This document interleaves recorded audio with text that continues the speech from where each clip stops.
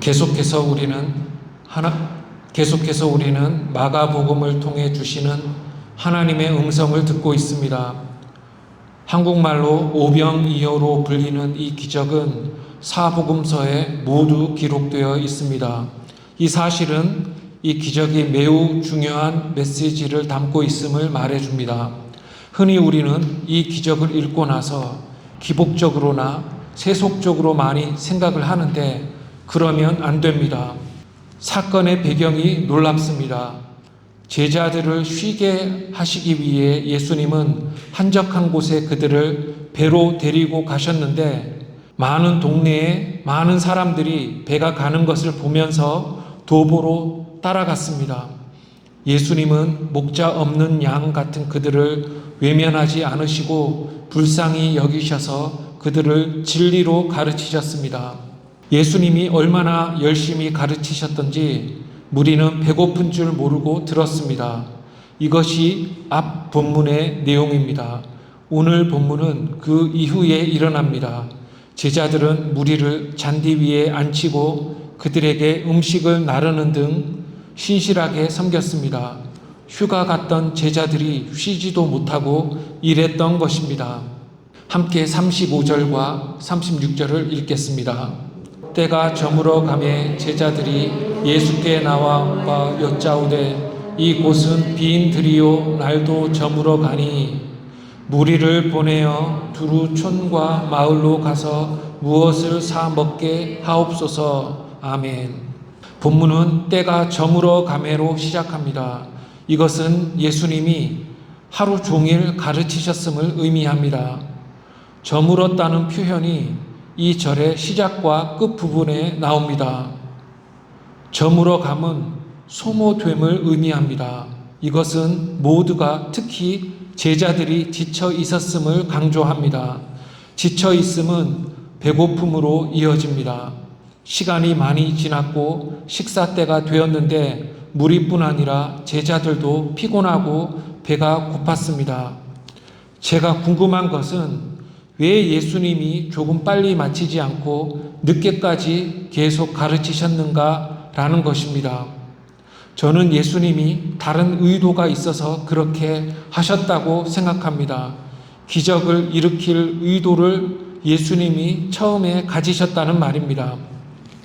사람들은 배가 고팠습니다. 밥을 먹으러 서둘러 집에 가야 하지만 그들은 가버나움에서 수마일 떨어져 있습니다. 배가 고픈 몸으로 돌아간다면 몸이 매우 힘들 것입니다. 그래서 무리는 근처에서 밥을 먹어야 했습니다. 적어도 제자들의 판단은 그러했습니다. 그래서 그때 제자들이 예수님께 여쭈었던 것입니다. 이를 통해 우리는 제자들이 적극적이 되었다고 말할 수 있습니다. 저는 지난주에 세례 요한의 죽음을 계기로 해서 예수님의 공생의 후반의 사역이 시작이 되었다고 말했습니다. 예수님이 승천하신 후에 그의 사역이 이어지도록 제자들이 이전과는 달리 말도 하고 역할을 맡기 시작했다는 것입니다. 즉 제자들이 앞 부분에서는 아무것도 안 했는데 이제 의견을 개진하고 몸으로 섬기기 시작합니다. 전과는 달리 이제는 일에 참여하고 적극적이 됩니다. 다음 문단에도 무리가 아니라 제자들의 반응과 고백에 초점이 맞추어지고 있습니다. 지금까지 제자들은 예수님에게 이 의의를 제기한 적이 없지만 이제 한 목소리로 예수님의 가르치심을 중단시키고 무엇이 되어져야 하는지를 말하고 있는 것입니다. 두 절에 걸쳐 제자들의 언급이 기록되었는데 이것은 많은 분량이라 할 수 있습니다. 제자들이 예수님께 여쭙니다.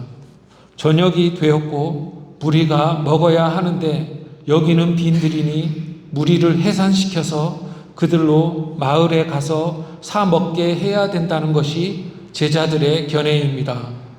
언급했듯이 예수님의 말씀을 끊고 그들만의 판단과 견해를 말한 것은 예수님 공생의 후반의 특징이라 할 수 있습니다.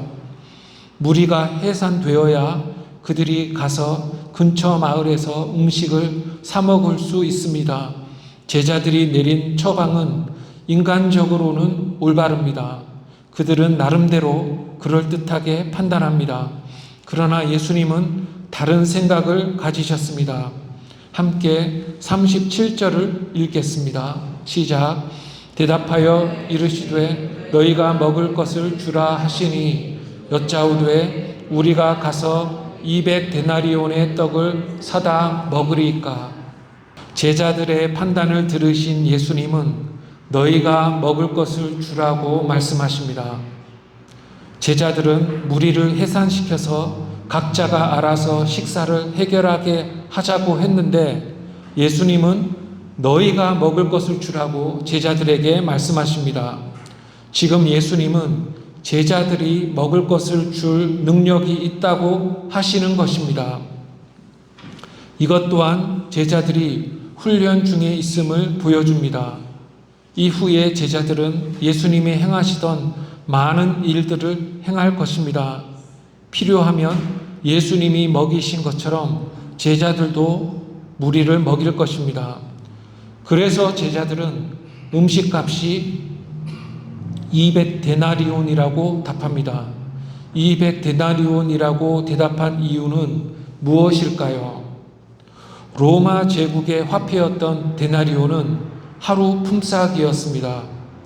2026년 3월의 가치로 바꾸어서 생각해보면 200데나리온은 대략 4, 5만 불, 한국 화폐로는 5, 6천만 원에 해당합니다. 200데나리온은 정확한 음식값이 아니라 제자들이 감당하지 못할 큰 액수라는 말입니다. 제자들에게 공금이 없었던 것은 아니지만 그들이 가진 것으로는 도저히 무리를 먹일 수 없었다는 말입니다. 다시 언급하지만 이전에는 제자들이 이런 말을 하지 않았습니다. 배가 고픈 무리를 집으로 돌려보낼 수도 없고 제자들에게 사 먹일 돈이 없다면 혹시 무리가 가지고 있는 모든 음식을 모아보는 것이 해결책이 될 수 있을 것 같습니다. 그래서 예수님은 38절에서 제자들에게 물으십니다. 38절을 읽겠습니다. 시작. 이르시되 너희에게 떡 몇 개나 있는지 가서 보라 하시니 알아보고 이르되 떡 5개와 물고기 2마리가 있더이다 하거늘. 아멘. 예수님은 무리가 무엇을 가지고 있는지 파악해 보라고 말씀하십니다.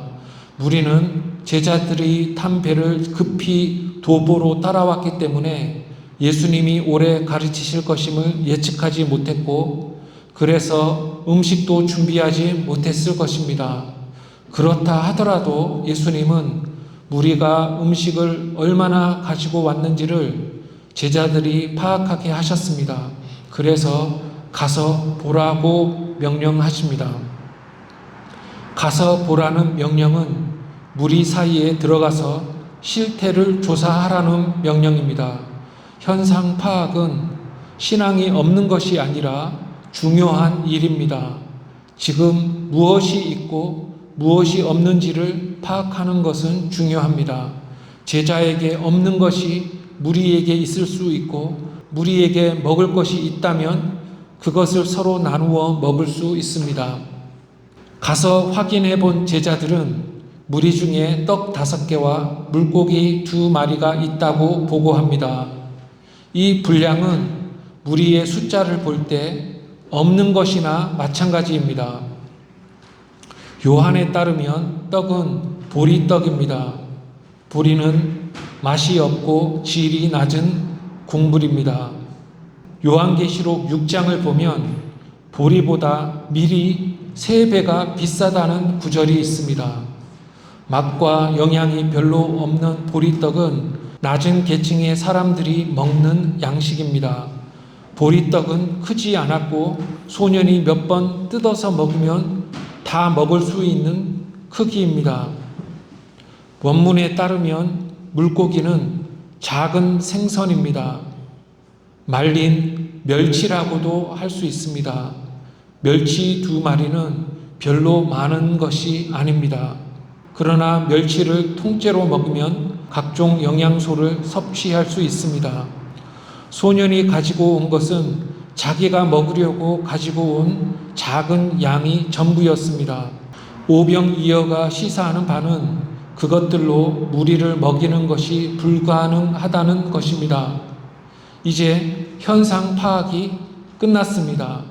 즉, 제자들에게는 줄 수 있는 게 없고 무리에게도 있는 것이 없어서 무리에게 있는 것으로 나누어 먹는 것도 절대 불가능하다는 것입니다. 즉, 기적이 아니면 아무것도 거기 있는 자들을 먹일 수 없습니다. 그런데 그 음식이 보잘것없었지만 소년에게는 전부였습니다. 소년은 자기가 가진 전부를 드린 것입니다. 아마도 소년은 소풍을 가려고 음식을 준비했는데 많은 사람들이 예수님을 보러 가는 것을 보고 자기도 따라온 것 같습니다. 그런데 제자가 음식을 드려달라고 요청하니까 소년은 기꺼이 그것을 제자에게 내어 주었습니다. 소년이 말씀을 듣고 믿었기에 기꺼이 내어 주었던 것이지, 만약 그가 믿지 않았다면 자기 음식이 빼앗겼다고 불평했을 것입니다.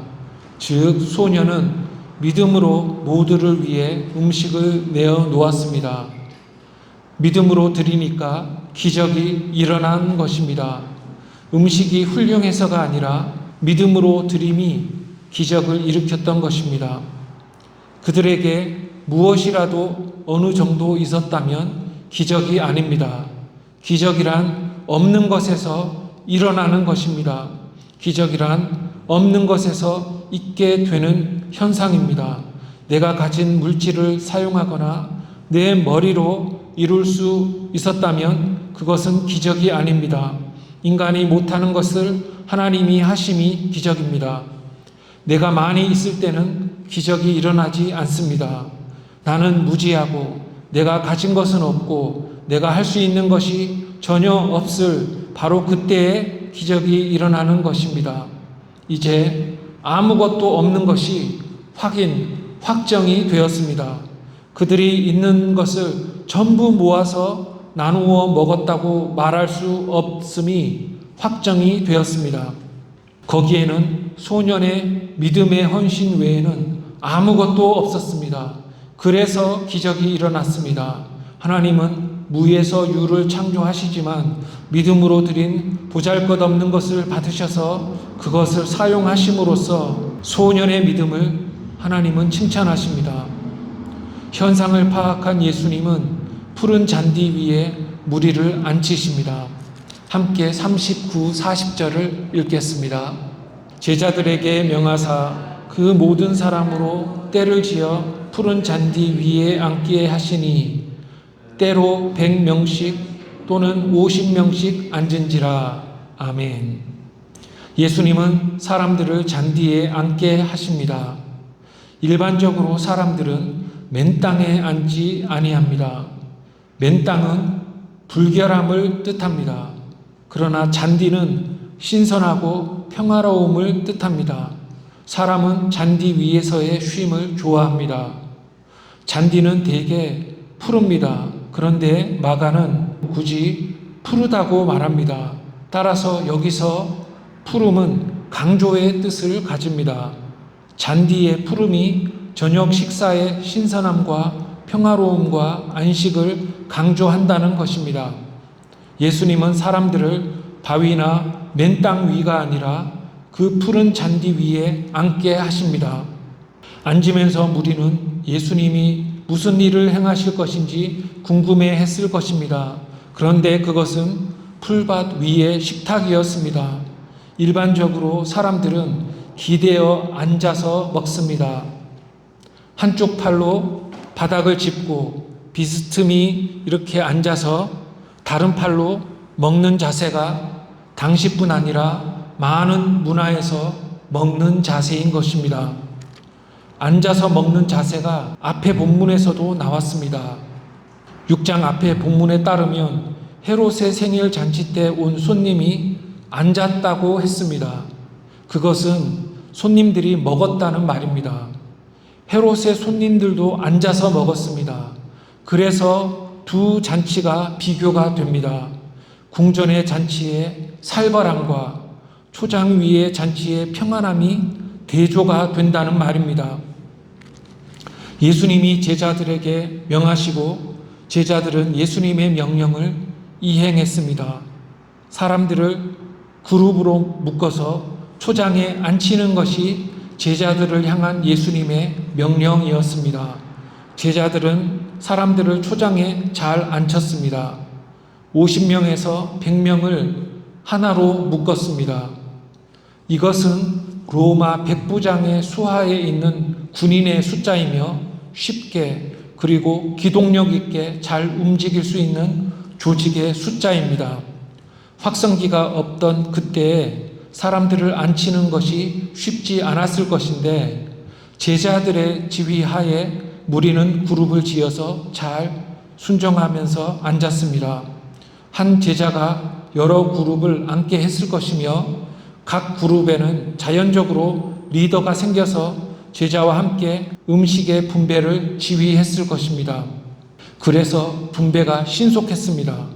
즉 예수님이 제자들에게 명하시고 제자들은 말씀에 순종하여 50명 또는 100명 정도의 그룹을 여러 만들고 각 그룹의 장이 분배를 도왔다는 사실은 헛된 논쟁과 분배의 불공평함과 시간의 지연을 막았을 것입니다. 후에 교회는 이런 조직을 적용했을 것입니다. 무리는 순종했고 때를 지어 초장에 앉았습니다. 시편 23편 1절과 2절을 보면 여호와는 나의 목자시니 내가 부족함이 없으리로다. 그가 나를 푸른 초장에 누이시며 쉴 만한 물가로 인도하시는도다 라고 노래합니다. 즉 초장에 앉은 무리는 다윗의 시편을 연상시킵니다. 무리는 초장에 앉아서 음식을 먹었고 갈릴리 바다 물 옆에 있었습니다. 목자가 양을 초장에 누임은 휴식뿐 아니라 꼴을 먹임을 위함입니다. 여호와의 목자 되심은 하나님의 공급하심과 인도하심과 승리를 주심을 비유합니다. 오늘은 여기까지만 다루고 나머지는 다음 주에 살펴보겠습니다. 말씀을 맺으면서 두 가지를 강조하겠습니다. 첫째, 예수님이 그의 사역을 이어갈 자들을 훈련시키셨듯이 교회는 다음 세대를 위한 일꾼을 양성해야 합니다. 제자들이 이제 질문도 하고 무리 중에 가서 현황을 파악하고 그룹을 효율적으로 나누고 음식을 분배하면서 날랐던 역할을 감당했습니다. 이런 제자들의 섬김은 이전에는 전혀 없었으나 세례 요한이 죽은 후부터는 그들이 그렇게 일하면서 사역을 배우고 있었던 것입니다. 우리는 이 사실을 간과해서는 안 됩니다. 예수님이 제자들을 훈련시켜서 그의 사역을 이어가게 하셨듯이 우리들도 다음 세대를 길러내고 교회도 다음 세대를 준비시켜야 합니다. 전수를 받고 전수하는 일을 간과해서는 안 되며 가장 핵심적인 교회의 사명으로 여겨야 합니다. 저절로 일꾼이 생길 것이라고 생각해서는 안 됩니다. 예수님이 하신 것처럼 사역자는 열심히 자신을 들여 다음 세대를 길러내야 합니다. 처음에 겨자씨 같더라도 교회가 계속 자라기 위해서는 이 세대가 먼저 헌신을 하고 다음 세대를 가르쳐야 합니다. 내가 하지 않으면, 우리가 하지 않으면 누가 할까요? 다른 많은 사람들이 다른 교회가 양육의 일을 하겠지라고 착각해서는 안 됩니다. 할 수 있을 만큼, 할 수 있는 만큼 교회와 신자는 다음 세대를 위한 사역자를 양성해야 합니다. 교회는 잘하든지 쇠하든지 둘 중 하나인 것입니다. 한 유형의 교회는 일할 후대가 없어서 쇠락하고 다른 유형의 교회는 지식이 없어서 바른 길을 가지 못합니다. 그러나 건강한 교회라면 마치 예수님이 제자들을 이끄시고 훈련시키셨듯이 앞 세대가 다음 세대를 계속 세워 나가야 합니다. 둘째, 일을 해야만 일하는 법을 배울 수 있습니다. 쉬러 갔던 제자들은 쉬는 대신에 열심히 많은 사람들을 섬겼습니다. 푸른 잔디를 이리저리 뛰고 했을 것입니다.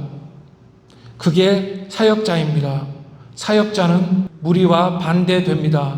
무리는 나 좀 먹여주세요 라고 음식 먹여주는 교회만 찾아갑니다. 그들은 말씀은 듣지만 배우려 하지 않고 먹고 배부르기만을 원합니다. 그러나 사역자는 열심히 무리를 위해 봉사합니다. 우리는 무리처럼 떠먹여 주시기를 바라기만 하면 안 됩니다. 예수님의 사역을 이어가기 위해 제자들처럼 섬김으로 일하면서 훈련받아야 합니다. 천국은 한가하게 향락을 누리며 노는 곳이 아닙니다. 한가히 노는 천국의 이미지는 마귀가 또는 타 종교가 주는 악한 생각입니다. 천국은 청지기가 가는 곳입니다. 종이 밭에 나가 일하다가 집에 들어와서 쉬지 않고 쉬는 대신에 집 안에서도 바쁘게 일한다고 말하는 누가복음 17장의 말씀은 제자됨이 무엇인지를 말해줍니다. 덜 자고 시간을 아껴서 더 일하고 더 헌신하는 자가 사역자입니다. 무리처럼 먹고 땡하지 않습니다. 쉬러 갔다가도 쉬지 않고 섬기는 자가 사역자입니다. 다른 사람은 놀러 교회 갈 때 사역자는 열심히 일하러 교회에 갑니다. 우리는 모두 사역자가 되어야 합니다. 우리 모두가 그런 사역자가 되기를 주님의 이름으로 축원합니다. 기도하겠습니다. 하나님 아버지, 오늘도 많은 무리를 먹이신 기적을 통해서 저희들에게 영의 양식을 하늘에서 내려주시니 참으로 감사합니다. 우리가 받은 신앙의 은혜를 귀히 여겨서 이 은혜와 신앙을 잘 전수받고 또 다음 세대에 잘 전수하는 우리 모두가 되게 하옵소서. 예수님의 이름으로 기도합니다. 아멘.